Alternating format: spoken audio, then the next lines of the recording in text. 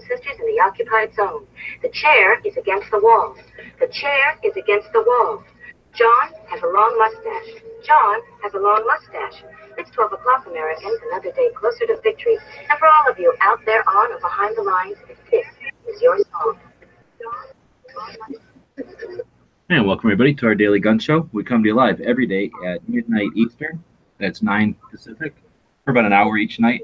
We'll do 3 gun-related topics, different topics throughout the week, and we'll run it live on YouTube. We simulcast it over at gunchannels.com, where we're watching the comments that are coming in live from people watching the show live. Sounds like somebody's got their thing going in the background. We will take the best shows and take the audio from them and put them up on iTunes as a podcast. So we appreciate everybody who's listening to the shows now or in the future that leaves us comments, that interacts with the shows with likes or subscribes to the channels. All those interactions with the platforms let us know you're out there. They also hopefully get our shows recommended to more listeners, and that is one of our goals. So we do appreciate the people that do that for us. We do have hosts. We got 4 people joining us today. We got Bob jumping in from Canada. Thanks for joining. Oh, glad to be here. We got Dano jump in from Illinois. Thanks for jumping in. At the last nanosecond. Right at the last nanosecond. The last nanosecond.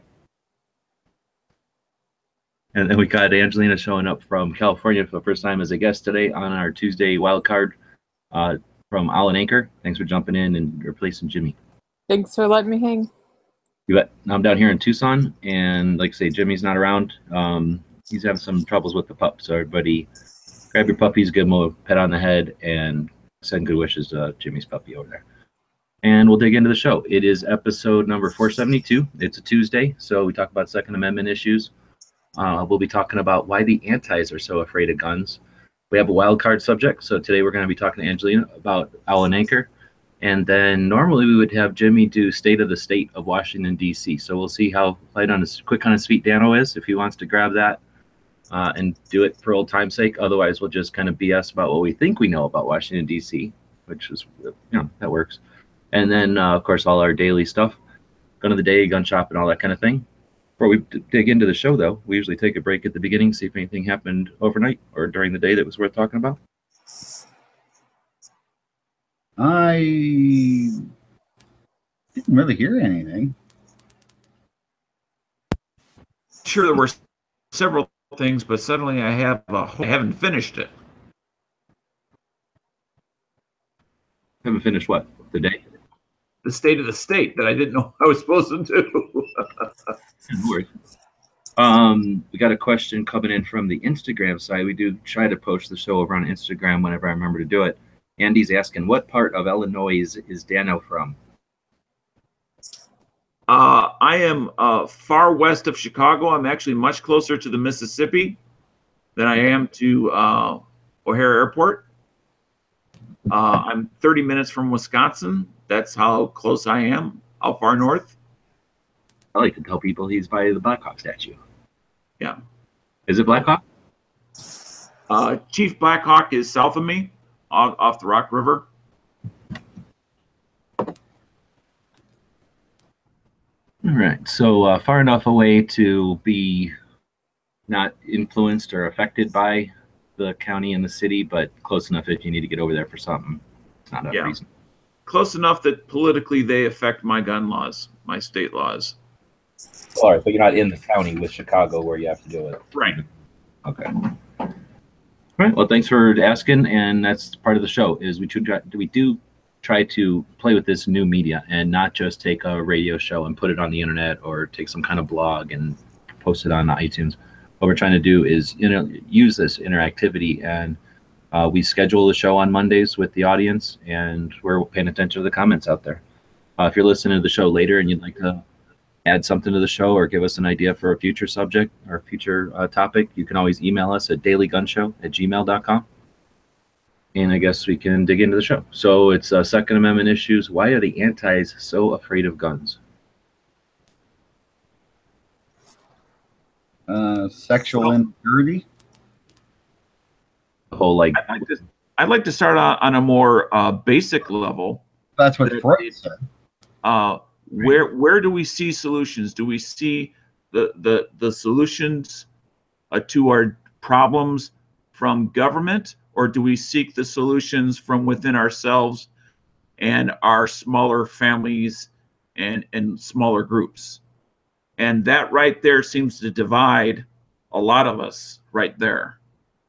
Well, when it comes time to talk about where to govern laws or where to put infringements up, yeah, right. but individual, do you expect government to provide you security on a personal level, or do you expect to provide some of that security yourself?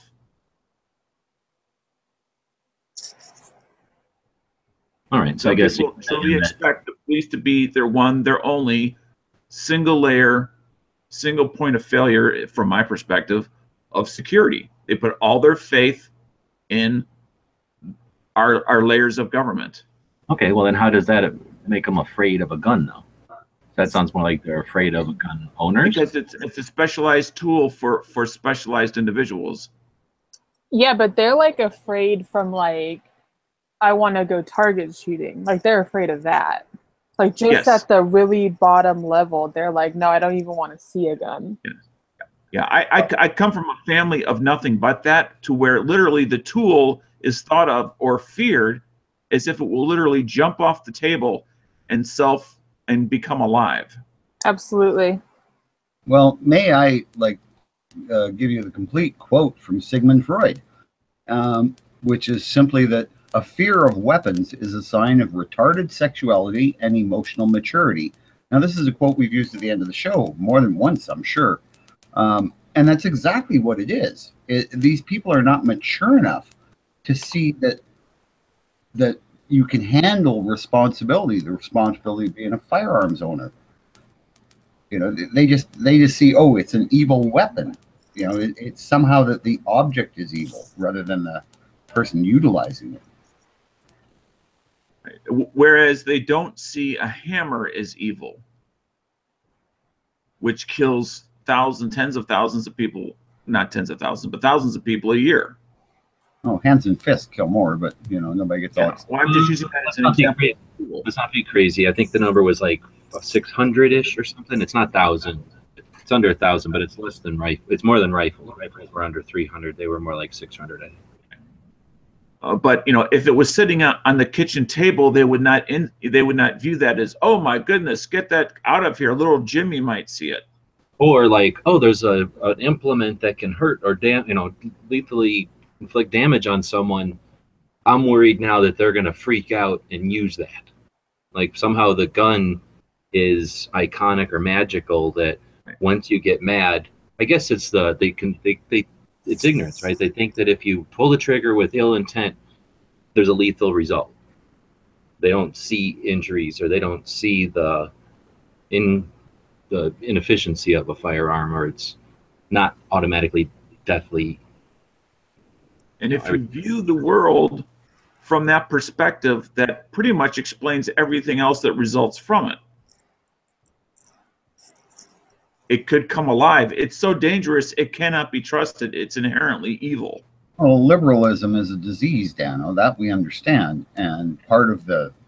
Well, I'm trying to separate this from politics for the point of the discussion. That's the kind of mindset, right? It's a mindset that says it's not my personal responsibility. I don't have personal responsibility.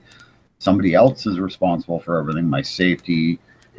If I'm not safe, that's somebody else's fault. That's not my fault. That's and that goes back to who's responsible for my safety? The government.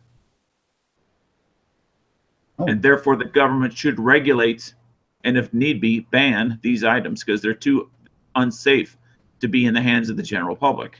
Right. I disagree with you on that mindset that a lot of antis have about the state and their role in our lives. Roosted, though, says they don't know anything about them, so they go on what they hear from fear-based media. I think that's the second part. The first part is that one of the few things that you're not able to talk about or teach in public education is firearms, right? So the kids grow up literally removed from any actual firearms education. So that, like Roosted said, the only thing they have left to go on if they pay no other attention or seek out any actual valid info is what they're going to get from movies, and that's horribly warped. Like you'd think cars exploded all the time if you just watched movies, yet no one's ever seen a car explode ever in their entire lives, so nobody puts that together. But you see firearms, you don't see any real use of firearms, so you think they're magical. I've seen a car explode. In movies, though, I mean, how often do cars explode compared to real life? A car can technically explode, but very rarely, and definitely doesn't happen in car accidents and stuff. Yeah, and it's always, that one shot hits the gas tank and the whole thing goes boom. Yeah, the movie stuff is very fake, though. It takes a pretty horrendous crash to actually cause a vehicle to catch fire, and just depending on what damages and stuff. But they do occasionally. But it's very rare, and it's certainly not from just getting a hole punched through the fuel tank. But the whole problem with movies is it's all like you have to suspend your disbelief in order to watch them, right? Because the whole thing is like that. It's just implausible. Everything about movies, I just hate them. Have you guys had DARE? Like that school thing in elementary school? Abuse resistance education or something? Yeah, so I went to school in LA Unified School District, like for elementary school. And DARE was something we had, and it was I don't know, like 1994, 1995. But they would teach us, like, part of it was guns. And it was like, if you see a gun, it's going to shoot you.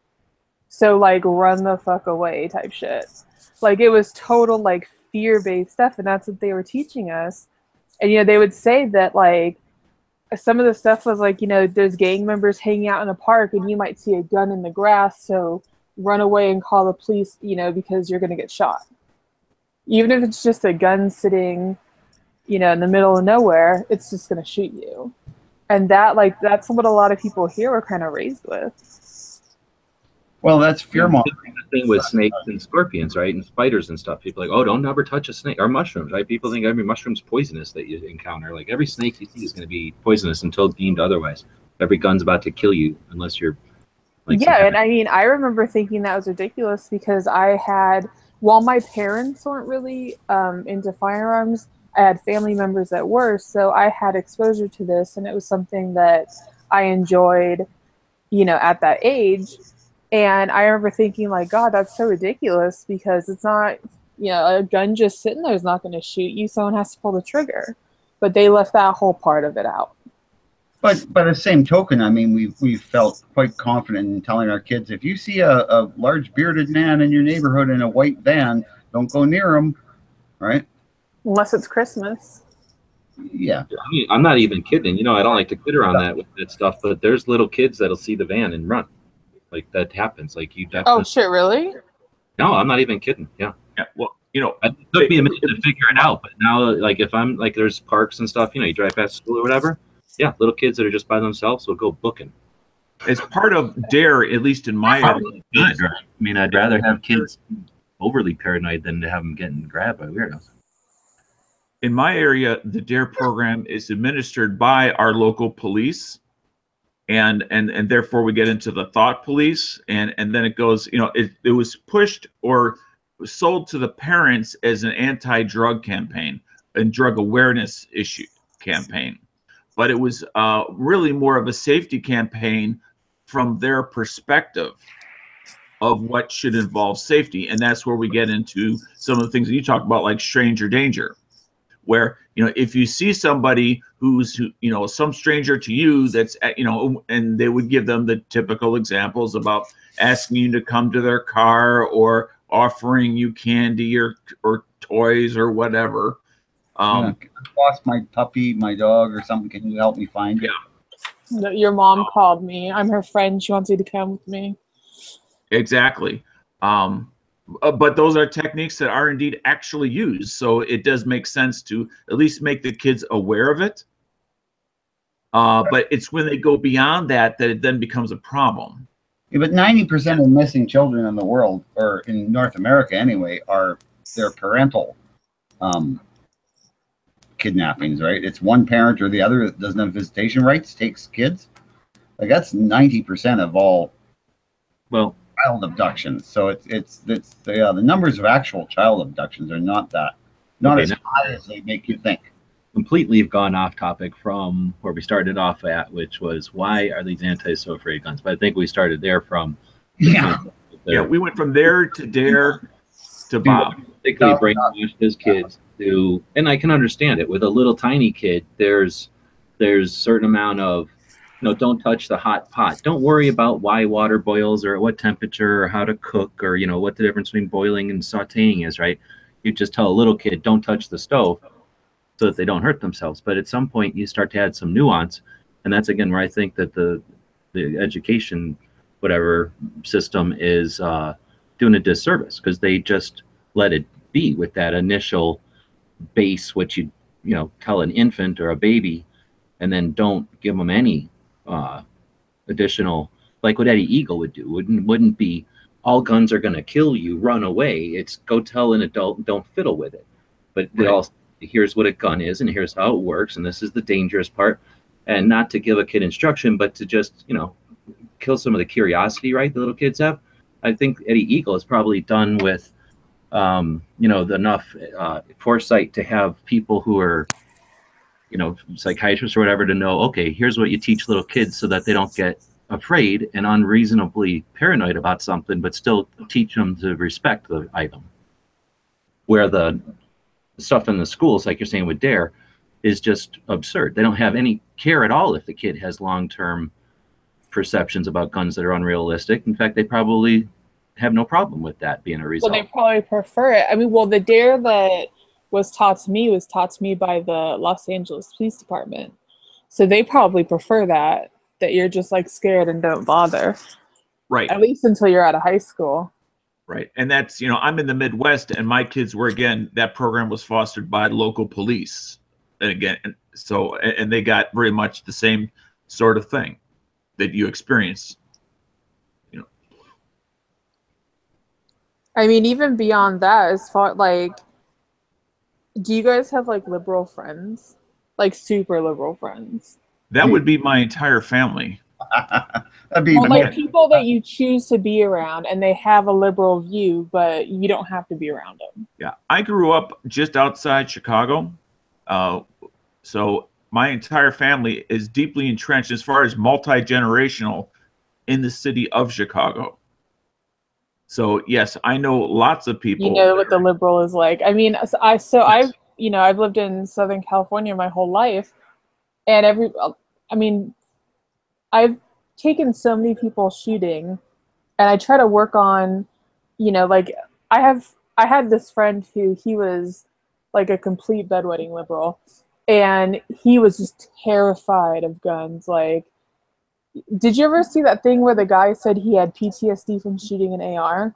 Yes. So he was like that. He was basically like, no, I'll be holding a killing machine. Yeah. When you actually put a gun in his hands, he thought that shit was just going to shoot. The whole ammo, the whole, charging handle, no thought to that. It was just scary. Yeah, it would self-animate. Yeah, I mean, it's fear-mongering. I hate to say like the liberal media, but the liberal media. And it's like, people even, I know people who weren't allowed to play with Nerf guns because it's a gun. Even though it looks ridiculous, it's a gun. Right. Yeah, my ex-wife wouldn't let my son have guns, so as soon as he was like 6, I bought him a paintball marker. It's not a gun, it's a marker. It says right in the package. And all his buddies were into it, so. My parents were super anti-gun, so like I really wanted a BB gun, but I couldn't have one.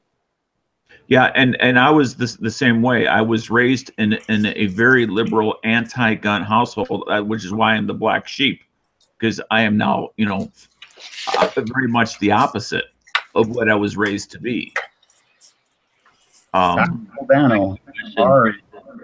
got a question for Angelina then. As a female, do you think if you were savvy enough and could go back, do you think that you could pull the like, oh, you're gender biasing me or something on your parents? Like, you got to let me have a BB gun. Otherwise, you're making me into it. Like, you're gender biasing me. Well, actually, my parents are pretty much like my mom's actually like a Wiccan or like a pagan. So my parents are actually very relaxed and like I could have whatever I wanted, but you couldn't have guns. But I could go shooting with my cousins. So they were not willing to let you become truly self-empowered. Yeah, I mean, like if I wanted to be like, I hate feminism, but if I wanted to be a feminist, I mean, yeah, they were, holding me back. But now, I mean, I take my mom shooting and she loves it. And, we had a huge petition thing going on here in California, and I got my entire family to sign the petitions for our gun rights. So, and these are, people who wouldn't let me own a Nerf gun or a BB gun. So, That picks on like an interesting point, and I've dealt with that myself. On one side of my family, guns are great. On the other side of the family, guns were the worst thing ever. And I had the same kind of experience as I grew up to be an adult. I take my mom shooting. She was the same way. Like, oh, I don't even want to touch a gun. I got problems with guns. She's had issues with guns all her life. And then taking her shooting as her kid, asking her to do something, right, to be involved in something I'm interested in, she was willing to do it as a mom, you know. And then once, like, I mean, she's not a shooter now, but if I bug her, she'll go shooting. She's definitely has no hangups on it. And she probably, I guess I don't bug her too much about it. I shouldn't live here, but as far as voting and stuff, I think she's a lot more open-minded than she would have ever been. And it's that kind of story in my own personal experience that keeps me going on this whole thing, because you can have any number of speeches by Trump or by what's his face in the NRA or by anybody else who's got some influence over an audience, but it ain't nothing like the power of an individual who gets into guns or just is into guns or whatever, is at least experienced or comfortable with guns, and then physically takes someone to a range or just sits down with somebody and takes them out to the forest or desert or backyard or whatever and just has some fun recreationally shooting. That person is no longer under the spell of what we're talking about here. This fear of guns being like, what are we saying? Why they're afraid of them. They're no longer afraid of them. At least they can understand them and then make an actual decision. And most of the time they vote with us after that, right? yeah, I mean, my mom was, while my mom has been, on the conservative side politically for pretty much her whole life, she wasn't really a gun person. And like I said, like we couldn't even like point a stick in the shape of a gun because no guns. And now she said to me, I was afraid, but when she went with me and like got into it, she's not afraid of it. And she's like, yeah, it's just because like I'm not a tactical person. I just enjoy target shooting, and I've been doing it a long time, and it's totally my thing. And she realized like it's not, I don't have a shit ton of guns because I want to kill someone. I just want to go shoot some paper. And Right. so There are many. yeah, I mean, there's many aspects of gun ownership, but it's not evil.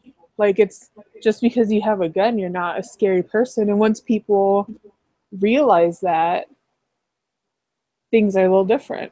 I mean, try being like dating in LA with liberals and guns. Yeah, I can only imagine how near impossible. I mean, that's got to be. In fact, it almost needs to be before you waste your own time. Yes. Almost question number 3. Oh, by the way, how do you feel about firearms? I mean, it's kind of like, you have a gun in your pants? Yeah. Oh my God, you think you need that? It's like, I mean, it's very, yeah.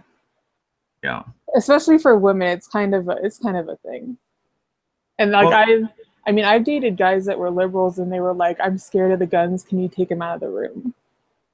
So as a result of that, I'm just curious. I would think something, which is why I'm going to ask the question to see if it's true or not, that you would almost want to, whether it's text a question or whatever, before you waste your time on date one, to find out, oh, this person is actually in deep fear or has issues around it, because obviously that's a part of who you are, and if they can't accept you for who you are, then there's no point in even going on the first date. Okay, so like my bitchy self would totally want to ask that, but I kind of like, like I could totally be friends and like have a great conversation and get along with someone that has a different viewpoint than me. And I like to think that you can learn from each other and like mold those viewpoints. So if someone's like, you know, oh, I voted for Hillary, it's not like, while it should be, it's not an automatic turn off because you know what, maybe I can like, maybe like hanging out with me, you see like, oh, that's not so bad, or like, you know, we agree on this, maybe what about this, or I don't know. I mean, yeah, guns are like a part of who I am, I guess, and I enjoy it, and I wouldn't like stop shooting because someone else is scared of it, but it's just It's the kind of thing that can be changed. It's not necessarily like a religious thing or some of the issues that people have that are, you know, to their bone. Like it is something that we've all experienced. People, once they're familiar with them, they sometimes become enthusiasts even. yeah, I mean, I know a couple guys who they weren't into guns, and I was like, hey, come to the desert with me, and like let's just, you know, let's just fuck around. And now, you know, they're into guns, and they, you know, have gun friends and buy guns and are supporters of the sport. And you know, then I like to think that they also go forth and like convert their anti-gun friends. So I think it's all education. Like as soon as you like have a gun in your hand, like nobody can tell me you don't smile when you shoot a 22. Yeah, exactly. Especially when you hit the target. Yeah, I mean that's why like even at the circus or you know the carnival, whatever, you see someone shooting like a pellet gun, they're having a great time, and a lot of it is, you know, you don't have to shoot like a Desert Eagle. You can shoot a 20. I shoot 22s all the time. That's like my favorite thing to shoot. Mm-hmm. But people are, you know, people think you're going to be shooting a cannon. It's going to hit you in the face. Well, again, that's what the media has told them, right? Well, yeah, it's media and they're in education, and I mean it's sad, but I think it could. I think that most people could be changed and educated. Yeah, when I went to school in grade, maybe grade 4 They or didn't 5. have grades back then, Bob. I was grade 4 or 5. We used to take our 22 single shots to school with us, leave them in the cloakroom. Then on the way home, while we were walking home across the fields, we could shoot gophers. And you get 5 cents a tail, so that was like big money in those days. That's some like old days stories. Oh yeah. My grandpa's told me stories like that. They'd come home with, or they'd bring their shotgun to school, come home and shoot a rabbit, so they'd have, you know, food. But you know, just the realization that we have people still alive that remember when society was drastically different than it is today, and how sensitized we have become as a society to it. That, and obviously we were able to get along just fine with that other I'm going to call it a rule set. Yet today we're so hypersensitive, whether it's we use the wrong pronoun when trying to say hello to somebody, or just try to talk about something that we like to do. We like to have fun doing something, whether that's simply plinking or putting holes in paper or training or running and gunning, whatever it happens to be. There's nothing wrong with having fun in a safe manner. All right, well, I think we ran this one around pretty good, but in sake of keeping the thing moving, let's move into the next segment, which will be talking about Alan Anker. But before we do, we're going to feature one of the members over at Gun Channels. And every once in a while, we intersperse this segment with people we support over on Patreon. And today, it's somebody that covers both. Somebody that's on the Gun Channels and is on Patreon. That's Matt over at Never Enough Ammo. I'm almost positive everybody that watches this show knows who we're talking about, if you're not a watcher of his stuff. But Matt's a good guy from Texas. He's been doing the live stuff on YouTube for a long time. Videos even longer than that. He's, you know, pillar of the community as far as these interactive things go. And like I say, one of the people we support over on the Patreon. I know that he supports a bunch of people as well, and you know, puts out consistent, regular videos as well as live stuff that everybody enjoys. So, yep, super nerdy in some ways, but yeah, in other ways, he's just your regular Texan gun owner. Cool dude, but man, it's so funny watching him through the years as he goes from long hair with no tongue piercing to shaved head and a tongue piercing. The night he got that done and was on a chat was hilarious. So yeah, I like Matt. He's a good guy. Look forward to meeting him sometime. It's true. One of the people that very few people have met. A couple of people have.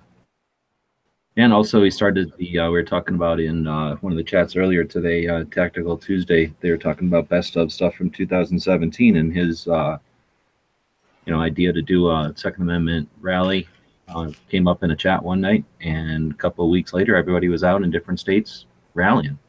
So it's kind of neat to see projects like that come out of nowhere and happen. All right, so let's see. We got this wild card segment where we have guests. We got Angelina showing up from Allen Acre. So you're a company out of California, sounds like, and you do, well, I want to say more than stickers and decals because you do more than that. You do branding. Yeah, we do. We started out just doing decals, and now we do like decals, stickers. We do logos and stuff for people. So yeah, we do branding, flags. We do like sublimation stuff, so metal signs and all that kind of fun stuff. We're also starting to do patches like through us. So yeah, we got a bunch of cool patches coming up, and we mostly make stuff for the, I guess, the gun industry and the outdoor industry. So that's how I kind of stay involved in my own hobbies, I guess. So it's like work and play at the same time. So would you be able to do large wood grain decals that would maybe cover the fender of a car and would match the wood grain that was already on it? I mean, it would be tricky. You could do like a, I don't know. I mean, they might do vinyl as a wood grain print. You can do like multicam. Like one of the big things we have is multicam vinyl. It's actually licensed by Cry, so it's the actual multicam print. So we carry all that and make all our decals out of that. And how wide of a roll does it come in? Actually, I used to work in a place that did 60-inch rolls of any pattern you wanted. In Arizona? No, in Illinois. Oh. Yeah, I used one out of Arizona, I think. Yeah, we didn't do the die cutting for the individual sizes, but the actual raw material. Yeah, that's we don't usually print a bunch of stuff like that, but we order it in, and we do we'll do a couple thousand for a company, and we've worked with like Patriot Alliance, One Shot Industries, Strike Industries, Glock, stuff like that. So I like it because I just like making cool stuff. And then we have a retail store, but the retail store is pretty much like all the stuff that I think is cool and funny. So no one else probably likes it. Well, it's nice you've got that compliment. Yeah, I mean, it's most of our business is wholesale, but we do have a little online retail store, and like I said, it's mostly stuff that that I think is funny. Like I just made this an AK patch because I love AKs, so I made an AK patch, and that, like, I totally have one on my wall, and that's all I wanted. So AK all day. yeah, so if anyone else likes them. We had a super cool patch that said "fucking go nuts" that looked like the Dunkin' Donuts logo, but I got a cease and desist, so it was too awesome. That AK you're talking about, that's like a vinyl thing that you could put on the inside of your wall? Yeah, it's like a silicone rubber patch, like one of the PVC patches that we've done. Yeah. Well, Foos has, which is a member here on Gun Channels, on his wall has a, it sounds similar, it's not a patch. But has a vinyl outline of an AK. You're talking about a giant decal. So he bought one of those decals off of eBay, where you basically get a couple of rolls, and one of them is the mag, and the other one's the gun, and then you apply it right to your wall, and it's like 6 feet long. Yes. Yeah, Yeah, those are pretty cool. We do those as well. People always ask us for those. You were saying that's what you started out doing is decals, and then Yeah, we were doing like like some basic designs, but mostly wholesale has kind of been what we always do. So it's always usually making stuff for other people. so like if somebody's running a business and like you do it for NSR, right? Yeah, totally. We do it for Dave. So like he does holsters and he wants to put a logo on his holster, so they do the little vinyl decal that they can apply to their finished product. Mhm. So your bread and butter is doing stuff like that for companies, or maybe if a brand wants to do a new, campaign or something, they come and buy 50 or 100 or 500 something off of you. That's your bread and butter, and then the ones that you do as one-offs or think are cool, that's what's up on the store. Yeah, that's what the store is. The stuff that like there's that brass cash or ass decal. I don't like that. I just want to say a friend of mine was like, "You have to make this for me," and but it sold really well. But I was like, "Dude, it's so gross." But like I said, I'm not a feminist, so I don't have a problem with anything like that. But if somebody's doing a YouTube channel or doing some kind of a project and they're looking for somebody to do 50 or 100 or whatever. Yeah, we do in reality we do like 1 or a million. We'll pretty much do whatever you'd like. Now I've been watching on your Instagram, you got that router thing, that CNC. Yeah, we actually got a CNC from Shapeoko, and the thing is freaking huge. It's like 4 feet by 4 feet. So we've been playing around with that. I'm hoping to do signs and stuff like that. And then I actually just had a pretty good conversation today about another product, so you'll probably see that coming up. But we try to do a lot of different stuff, a lot of like promotional materials and stuff that really just helps people grow their business. Like the stickers that we make are kind of I guess you'd say like a premium sticker. So like our printed stickers are thick.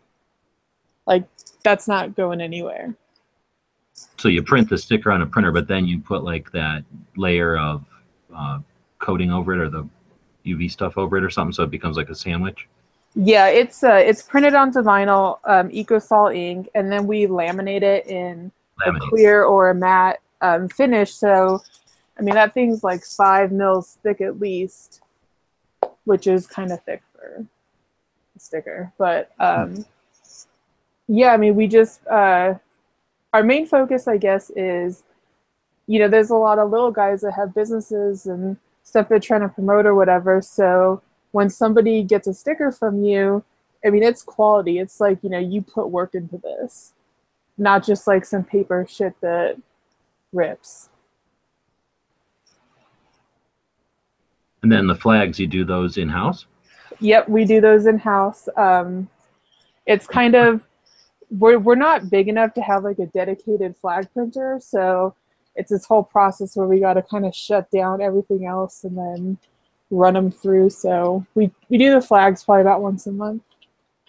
Yeah, I noticed you do them in batches. That's what I kind of figured. You must have to like retool for them or something, and then. Yeah, I have to completely change my printer up and.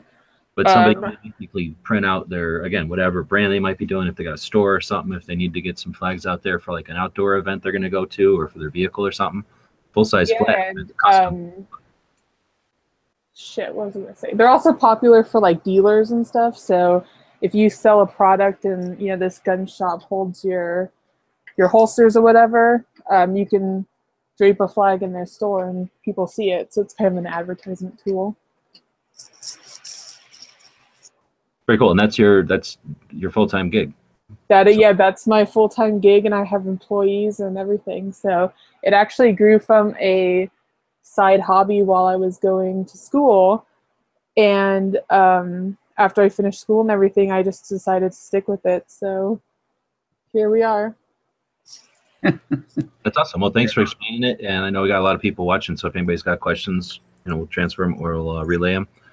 But yeah, again, thanks for jumping in and telling us about the shop. And I think it's a cool thing. I really like the flags. I keep forgetting. I just never jump on it. But you know, we've emailed a few times about it. But that you're doing them at a price that competes. It's even better price than some of the Chinese places I've heard of. And yeah, I mean, that's actually what got me into doing the flags is that I was looking around to buy flags actually because we were going to start doing like a booth and stuff. But I pretty much found that the only place to buy like a decently priced flag was China, but like an American flag from China. So I thought that was kind of crappy. And then I started doing it here. So we do, you know, we print, we sew them, we grommet them, we package them all here in California, which is arguably part of the United States. Well, it's across the enemy lines, but it is still part of the United States. Yeah, we still have, you know, freedom fighters here, but it's I mean, we're on a downward slope. well, you sort of mentioned it before, but there's all kinds of campaigns like when you had Gunmageddon and the other things, information, getting stuff out. You're active on the Instagram. You're out there in the shooting community. So if somebody is deciding where to get something printed or made, you're working with a company that is behind enemy lines and is active in Pro 2A. So you can have them made in, well, worst case scenario, China or something, and you're not helping anybody. But even if you are trying to source some U.S. made, could be worse places to keep money going than a Pro 2A company in California. Yeah, we buy a lot of guns and ammo, so That's true, and you gotta realize. I mean, you know, we can't just abandon them just because they're behind the lines. That's just not fair. We supported the freedom fighters in World War II, even though they were French. So, you know, hey, we can support California. I think it's a good idea. well, it really, you know, it sets a precedent because whatever happens here is gonna set that legal precedent, and then trickle into the rest of the country. So, I mean, people always say to me, you know, they're like, "Fuck California, you gotta move." And like, yes, I do want to move from California. I totally, like, I'm itching to get out of here. But you know, that's not really the answer. Just to like move and leave it because every year we lose more and more rights. So Yeah. like the ammo thing is coming up in 2018. We can't buy ammo here anymore, like freely at the store. There's going to be like a background check, and you got to have it shipped to an FFL and all this other shit. Yeah, I kind of look at you know, obviously you had mentioned the potential of moving, but even if somebody moves, and you know, and I'm being in Illinois, I'm a long ways away from there, but I still view California as the cancerous tumor on the United States. Just Absolutely. because people may leave there, that stuff will slowly progress throughout other aspects of the United States that have those same similar political leanings and want to go in that direction. It bugs me too when they can strong arm or do something and it forces people to flee. Then that just encourages them to do that again. So you know, it's just giving them success. Like let's. I mean, go. why leave your home to tyranny? You know. Exactly.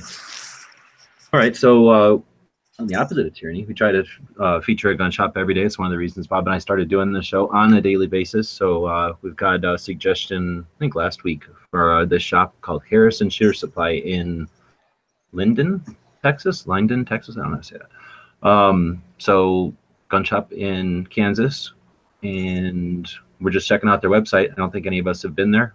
Bob, you didn't stop by here by any chance? Nope. I don't think so. Texas. I said Texas. I meant Kansas. Oh, Almost the same thing. Yeah.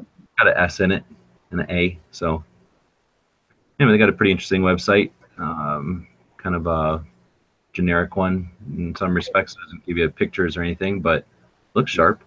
They're Sig Master something or other, so that's going to be good. Big master dealer. Yep. That's my new favorite gun next to the high power. So it looks like that's their claim to fame. They have a bunch of SIG signs up, and that's a big portion of their website. So they must be a SIG. SIGs. Yeah. So we could tell you more, but we can't. And I don't know who told us about this. So if you're out there watching and you're the one who told us about this, then feel free to give us some, let us know in the comments, and we'll jump back to it. Oh, here we go. is this? Gizzard saying I have it's my hometown local gun shop. All right, so it must have been Gary that sent it in. So looks like a fairly decent store. If this is a portion of it, does it have a range also? Almost looks like a range in back. I like that they have a website. Yeah, definitely. It's always kind of disappointing when someone, even if they're a small business, if they don't have like a web presence. Just for stuff like their hours and their actual address, if you do have to send them something for some reason or to get their phone number or whatever, yeah, like when they just ignore this completely, I can't. It drives me nuts. And for like this, just to be on Google and stuff, it gives Google a thing to click to that has your accurate information. What older, I'm 57, so what sometimes older people didn't make the mental translation is that when the yellow pages went away, the internet and web pages specifically took the place of it. And they haven't made that translation in their mind that, okay, now that we're no longer using yellow pages to find businesses, we have to have a web page. We still have pages here, Dano. I don't know what you guys are doing. No, we don't. I don't live in Canada, and this is not a Canada-centric show. So for years, we still had stupid yellow pages. They finally stopped throwing them out onto everybody's driveways without us asking for it. Those were great. I love phone books. Well, who cares? Okay. So what we're talking about here is this gun shop, and Angelina said about having a website. I'm going to mention one in Roswell, New Mexico. Bob and I have checked out gun shops there.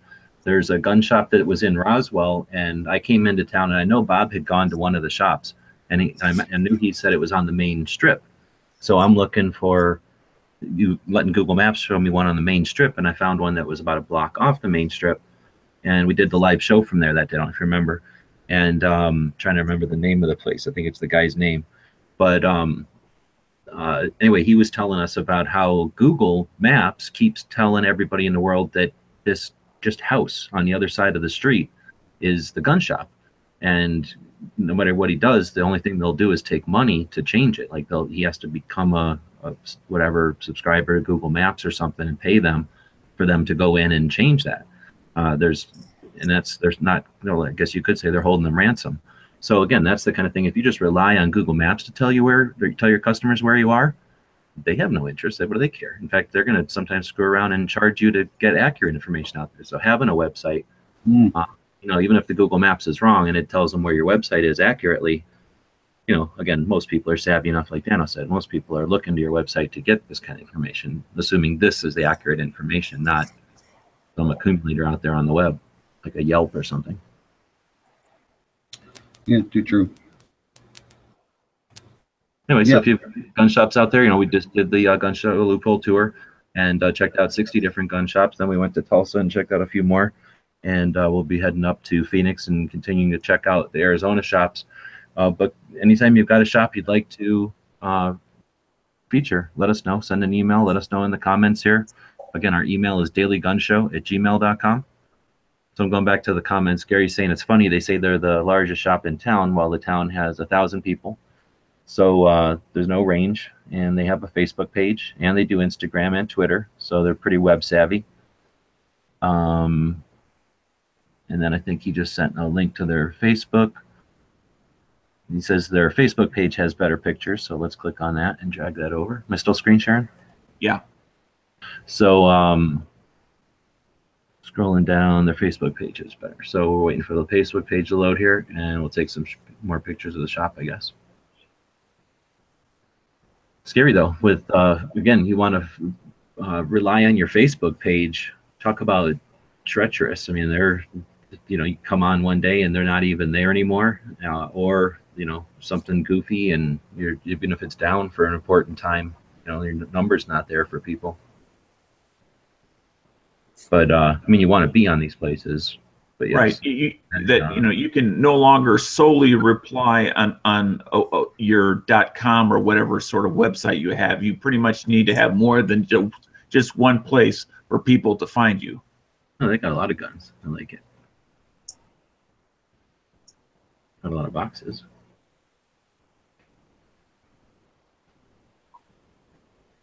This looks like this was freestanding though, right? There's guns on both sides of that. You can walk up to both. that big rack. It's kind of neat. It's kind of weird that they're too high. That's a lot of height to be dragging a big gun up and down. Well, it's a better, more efficient use of the floor space they have. For sure.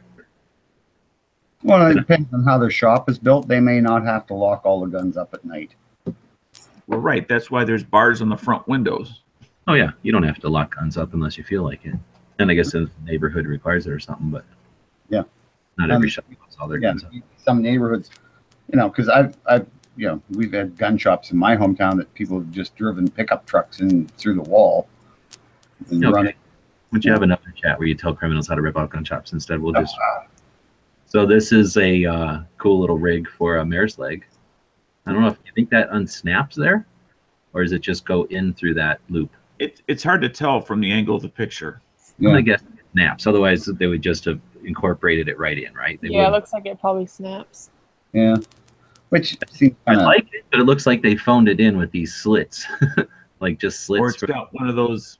I call them a brass button, but it's like an old timey brass thing. It's not really a snap. It's just a slit in a piece of leather that kind of. yeah, that's a button, Dano. Okay. No, it's a snap. I think it's a snap. No. I'm saying that what Dano's describing is What a I'm button. describing is not a piece of brass on one piece of material and another piece of brass on another material that has a male and female interaction. It's just literally a slit cut into the leather Dano, and then a male piece of brass. that's a button. All right. That's the description of a button. It's just the button shape is different than today's buttons. Anyhow, cool looking shop, and they got quite a bit of stuff. A lot of assortment too. Very complete shop, I'd say. Like to see pistol carbines or pistol ARs on the wall. It's always neat. Yeah, that's kind of cool. Shops are changing, I mean, just think about it.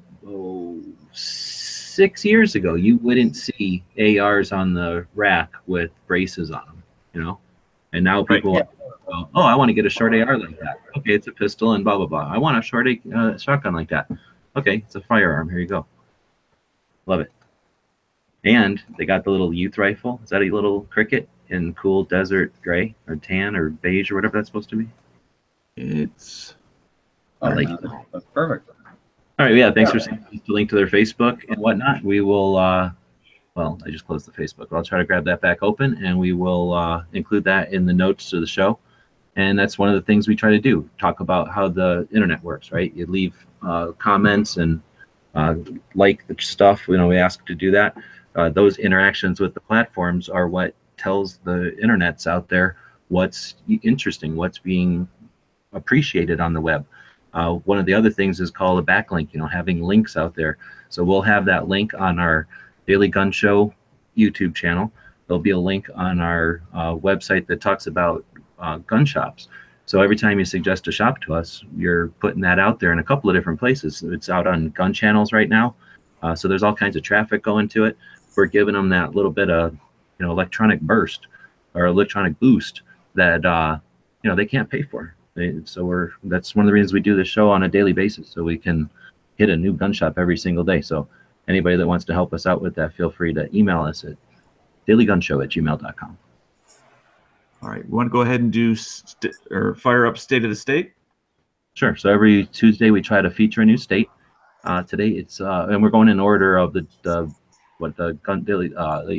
gun show loophole tour. So after a little stint through Delaware and then into Maryland to hang out with Marco, we went down to Washington, D.C., which is technically not a state. It's a district. And so we do the state, or you can call it condition of the state, but we like to call it the state of the state. And this week we are the state, or in this case, the District of Columbia. So let's go through the various categories. In regards to a permit to purchase, it is required for both long guns and handguns. They have both registration for long guns and handguns. They also have assault weapons bans on long guns and handguns, as well as 50 caliber BMG rifles are prohibited. They have magazine capacity restrictions on rifles and pistols to 10 rounds or less. or excuse me, nothing more than 10 rounds. They also have a owner license required. I don't know if they call it a FOID card. In Illinois, we call that a FOID card. It's a firearm owner's identification card. They do have carry permits, but do they ever get issued? And there's a note here: as of October 2017, DC is a shall issue jurisdiction, but there is more information behind that and will be unfolding. There is no open carry in DC. NFA weapons are restricted in DC. There is no peaceable journey laws. This is critical. If you are traveling, to know are the states that you're, and it's a federal law that created peaceable journey laws.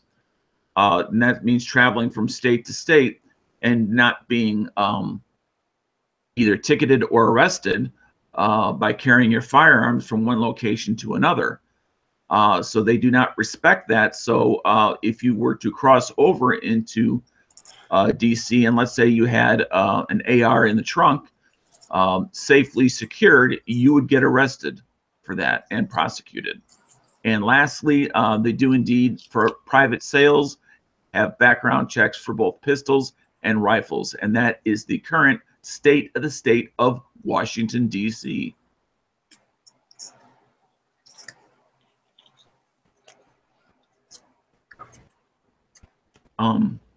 So that's the whole thing. That's the state of the state now.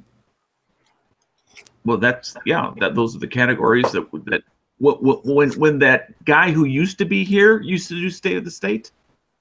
These are the categories we went through every week. Well, okay. I'm just saying that when you did it, it just sounded kind of short and abbreviated.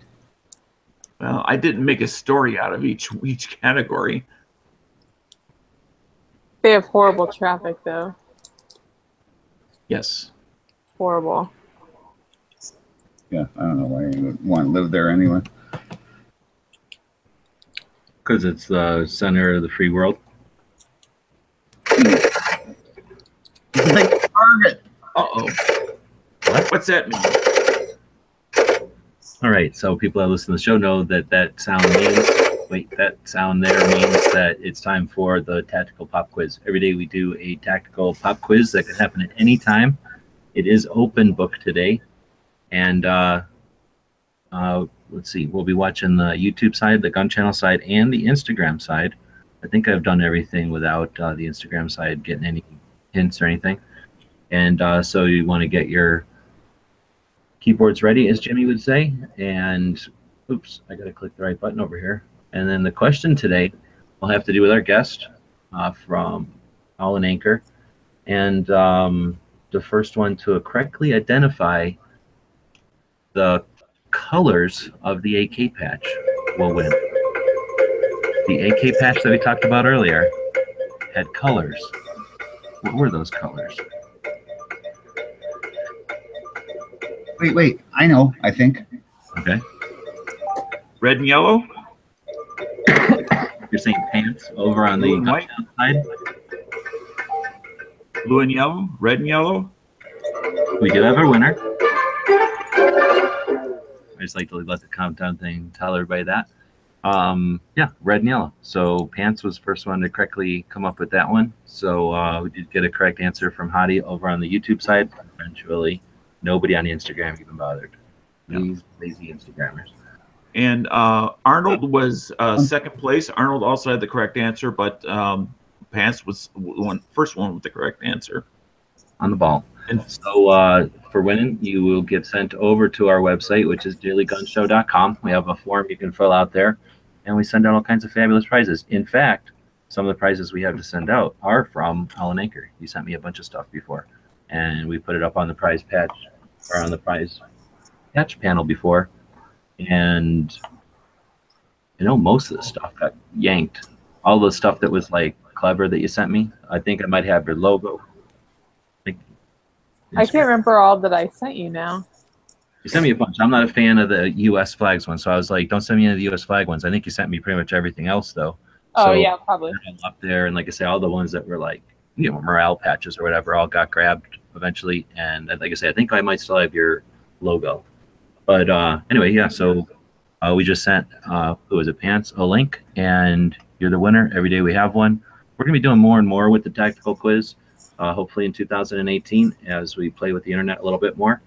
But until then, stay tuned every day for a new one. And then Bob has to do his portion of the show here. Also, if you email me through my website, I will send you an AK patch if you won. Oh, snap. So, and what is that? What is your web address if somebody wants to contact you? Or excuse me, your email address if somebody wants to contact you? Well, how about going over to Instagram? Unless you want emails.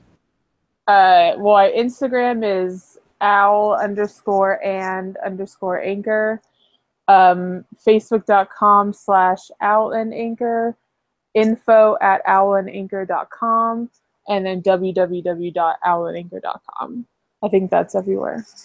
Now, is that on your website as well, where they can just go there and look that up? Yeah, there's a contact link or something somewhere around there. Like on your about page or something, or contact us? Yeah, there should. I think there's like a little tab. Oh, now that Dano's done interrogating you for your address. Well, no, it's just something, rather than having to remember underscore this, underscore that, just remember the one website, and then they don't have to worry about all the particulars.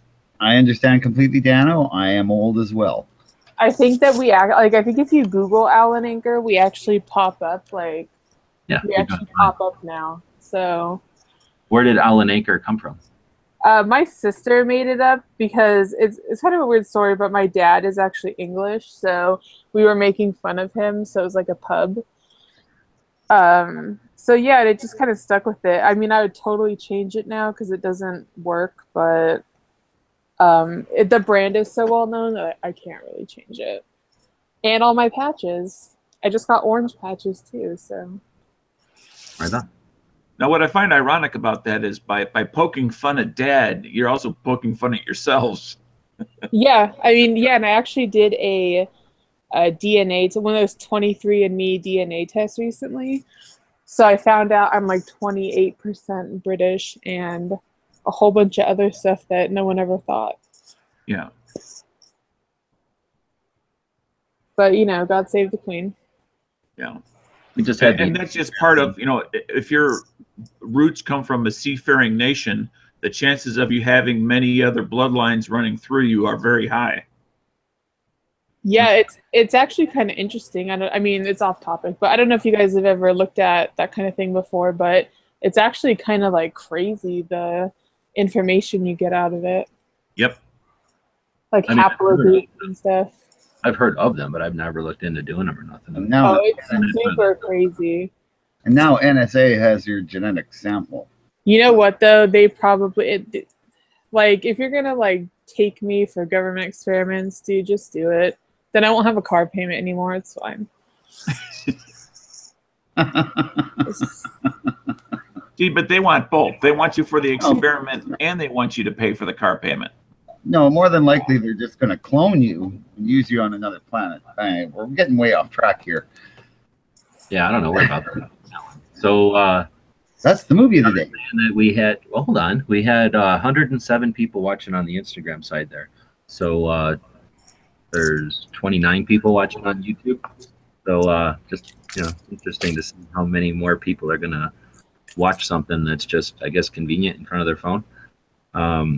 And I suppose because we have an Instagram celebrity on here, you're doing pretty decent on Instagram. As far as the social media platforms go, how do you rank them, as far as your interest or their success for you? Well, I like Instagram because I really hate to say this, but I'm kind of busy. So being able to just take a picture of whatever we're doing and just put it out there, that really works. My Facebook is actually super sad. So I think we have 5 followers there. But I like Instagram just because it's fun. And it's just a quick picture of whatever you want. I mean, it's my business page, but sometimes I post some like my dogs or something. And yeah, I like seeing everyone's dogs when it comes down to it. That's really what it is. That's why I like Instagram too. It's quicker and the people are way cooler over there. Nobody takes it too seriously. And so much information can get across. People are so good at being efficient at it that, you know, what people blab about over on Facebook or try to incite stuff over on Twitter. Instagram seems more chill. People are just having fun with it. Yeah, it's just, you know, scroll through and, you know, like some stuff. I mean, I like, you know, like the gun show loophole tour for me is one of my favorite Instagram things because I'm a big road tripper myself. So like you're living my dream. So I always love watching, you know, just like a random picture, even of, you know, a parking lot or something. That's kind of like, I like road trips and stuff. So you get to see all kinds of different stuff on Instagram. So I threw your Facebook link out there for anybody that wants to help out. It's always good to go around and, you know, throw them out there, you know, like it, share it around, that kind of thing. And like I say, there's obviously people that might be interested in the services you got too. So it's not just, but you do have interesting pictures up there too. So obviously people can scroll through and look. And I have 2 boxers, so you see the boxers on there a lot too. Oh, boxers. I was saying boxes. What? But oh, yeah, boxers. Like there's some channels that are manufacturers or whatever, and every single picture is some kind of sales. Like here's an ad, here's an ad, here's a sale or something. Here's an ad, here's an ad. But yours is more regular people. Once in a while, here's a picture, here's something like interesting, or here's product or whatever. But so it's a more interesting one than some of the product feeds that are out there. I don't know. I kind of hate like selling people stuff all the time. I don't know. Some of the stuff that I make, I like. A lot of it is like a cool science experiment for me, like the CNC thing. I'm not a tool person, so I mean, it's pretty much like from the ground up. But yeah, I mean, I just kind of like share my experience and the crazy shit I do all day. Very cool, and it's neat to see what other people's projects are doing, like the metal stuff. When you started doing the metal stuff with that little Tyrannosaurus project. Oh yeah, my tactical Rex, my tactical T-Rex. Yeah, he had yeah, the sublimation stuff is actually it's really interesting. And I keep meaning, one of the things that I'm going to be doing this year, well, next year, is my YouTube channel, and I want to do like more behind the scenes stuff because that's the kind of stuff that I like to see. So a lot of people ask about like, how do you make a decal?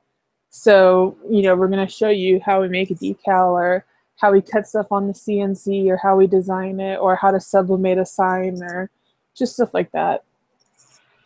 I'm a big like how it works fan, so. Exactly. I do that sometimes, and nobody watches them, but I still do them because I want to see that kind of stuff too.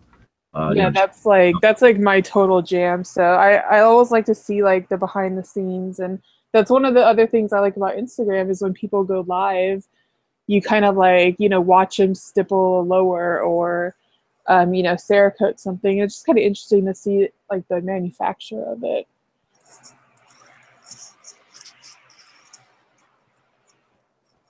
All right, so then we're going to head into what you were saying, Bob, the gun of the day?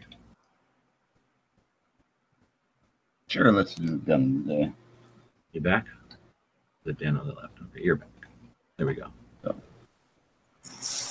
yeah, looking the Colt Detective Special.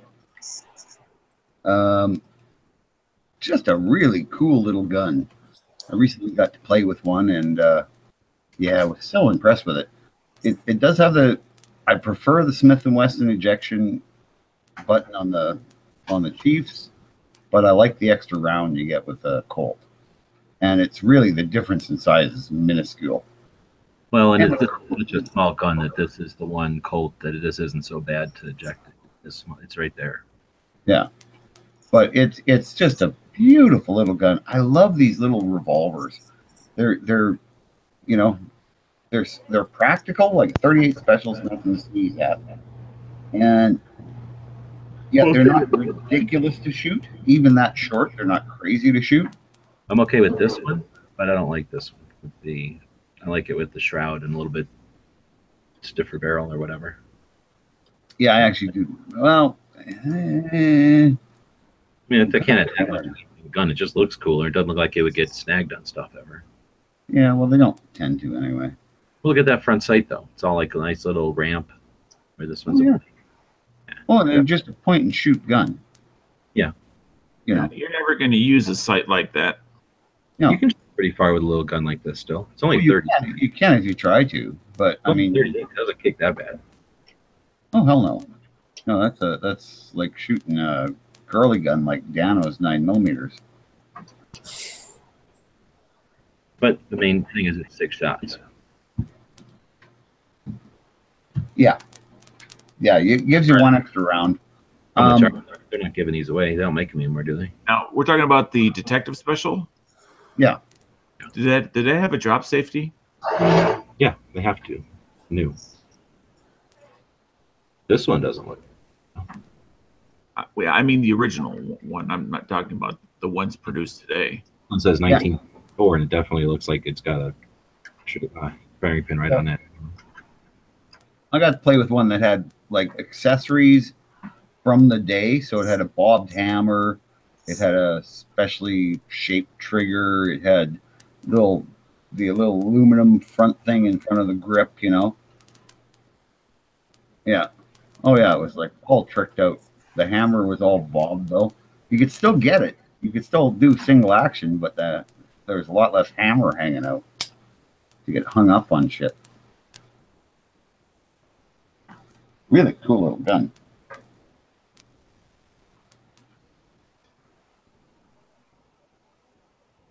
Yeah, that's what my uncle, who was a detective for most of his life, carried. It is 38 special. I'm asking that. Not 357. All right, so And you really wouldn't want to shoot it in 357. It was not a super heavy gun, and you know, you didn't need it. At the ranges it was most likely going to be used at by a detective. All right, so that was our gun of the day. Every day Bob came up with a gun. Now we're going over to our movie of the day. So we try to come up with a gun-related movie that you might not have seen in a while, or if you're young and something you ain't seen yet. And this one's called Bravo 20. Has anybody seen this one? Oh yeah. I haven't. Yes? No? Not striking familiar. I'm gonna check it out here quickly. Screenshots from it. It's not ringing any bells for me. I think it's newer, isn't it?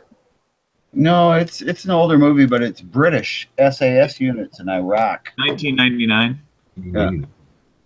And they were dropped, behind enemy lines to set up sensors or something. And half the Iraqi army attacked them, and these like 7 guys fought them off, and it was just amazing. And then one guy walked 200 and some miles across the desert to get away. Like only one of them got away, but Yeah, the most famous actor is Sean Bean. You might not know the name, but you see his face. He's been in a lot of movies. Yeah. We're sharing it here. Oh. Yeah, looks like a neat one then, actually. I didn't know what it was, but that sounds like an interesting thing to hear a movie about. And it's not like necessarily like big budget, let's fake everything. It's probably trying to be fairly realistic. oh, it is very realistic. The tactics apparently were straight SAS tactics.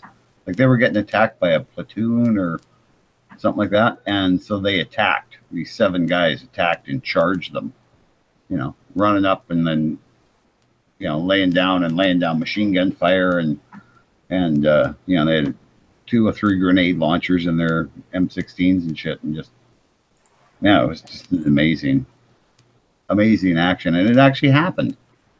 That's the best. Well, it was set during the 1991 Gulf War. Yeah. All right, now here's the question: where to see it?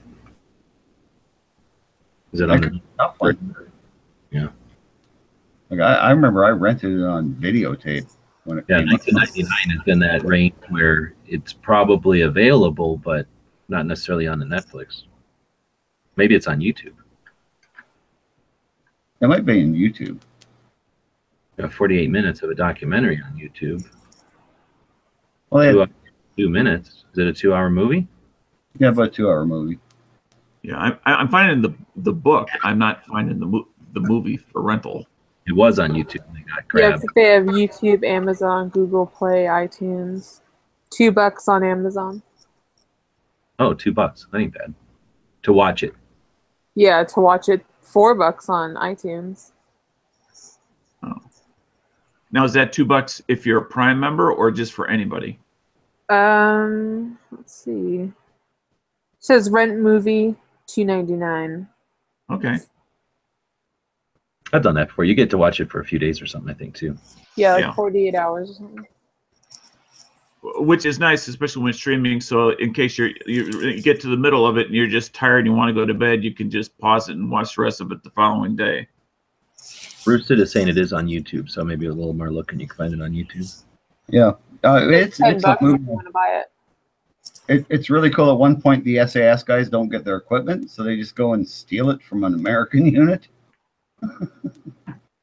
Bob loves that kind of stuff. Oh, I didn't. I mean, it's great. And they're all like, "Oh, I'm taking a Mimi." I think they had, between the seven of them, they had a couple of When Mimis. lines are short, that's not an uncommon technique. Oh, it's definitely the thing that happens. Okay, sorry. So, is that it? Are we done? I think that's pretty much it. Although there is one thing I had to say. Pants, you were the tactical of the day. Oh my goodness, what happened there? You didn't Bob, do What? are you having an aneurysm? No, I decided to change it up. that? Yeah, that was not in a better way. That was scary. Oh, I might change. I'm gonna do different ways from now on. I'm not trying to follow the other guys. That's too hard to fight. You might want to practice the change up before you come on air. Yeah, try it in front of a mirror a few times. Mirror breaks, don't do it here. Well, no, Oh, if you guys had been able to see me, I wouldn't have done it. Yeah. I took this time to go through the history of the day, and there's nothing good. Nothing I like good at all. So normally we would talk about history of the day and talk about anything like that. So if you know something that might have happened besides Stupid Canadian Boxing Day, then anytime you know something that's worth putting on the calendar, email us dailygunshow@gmail.com. I think we celebrate Boxing Day because George Chevalier gave Muhammad Ali his toughest fight ever, and went all the way to the whole fight, I think. And then Chevalier went dancing with his wife, and Muhammad Ali went to the hospital. Although they did say Ali won, of course. That's why it's Boxing Day.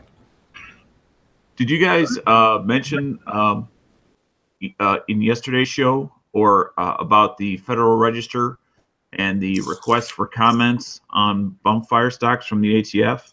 No, but I saw you posted that on the main page of Gun Channels. Let's not forget. Okay. Is if you want to submit your comment, and we only have 30 days because they electronically submitted it. That's how they submitted it on Christmas, because that's when they do things either in the middle of the night or when they think nobody's paying attention. The bump fire stock poll, whether you're a manufacturer, a retailer, or a consumer, and we all fit within the category of a potential consumer, you can submit your comments directly to the ATF. You have till midnight of the 25th of January to do so.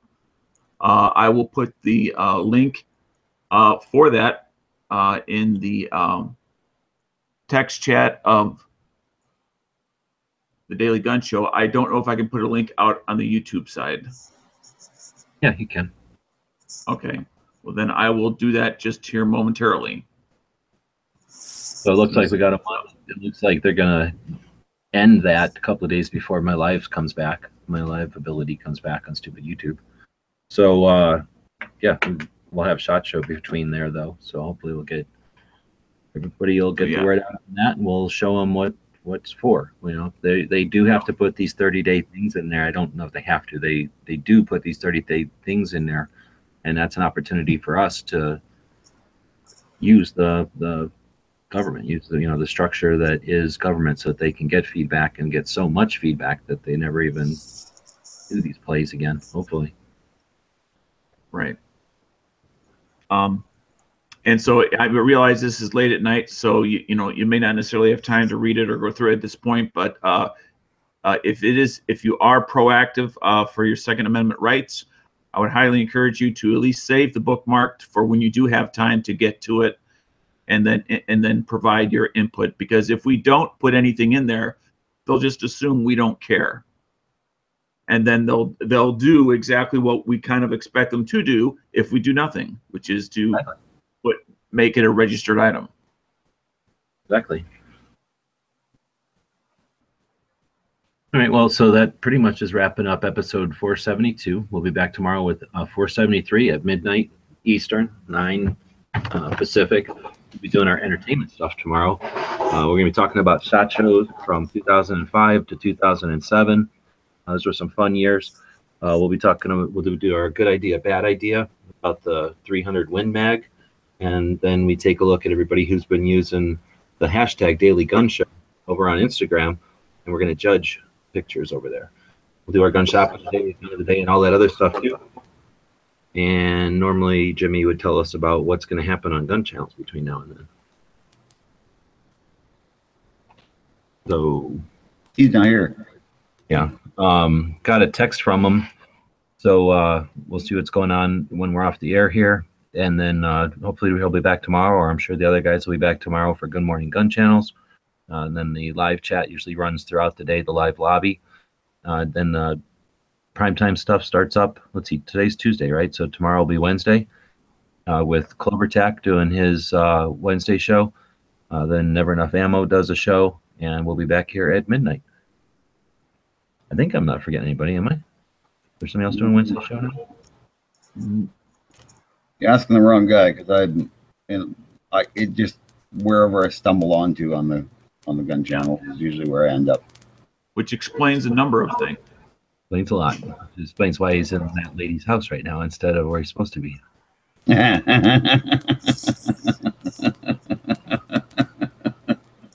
don't know. We just stumbled in and started using my computer. Yes. Yelled about the bookmarks being wrong, and then started talking to people on the internet.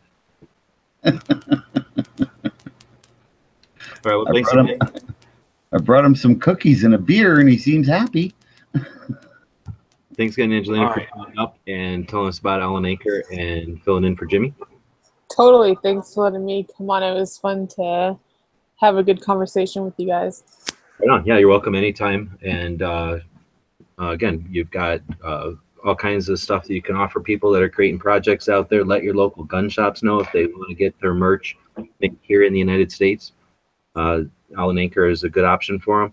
And yeah, if you got any questions or whatever, check her out on the Instagrams or on the YouTube, it sounds like, again. And I guess Bob can wrap it up for us. Yeah, well, that sounds good. I got a quote here today from William Tecumseh Sherman, one of your famous generals. So anyway, let's see. Tecumseh Sherman? Tecumseh? I don't know. It's spelled funny. It looks like one of those lawnmower motors.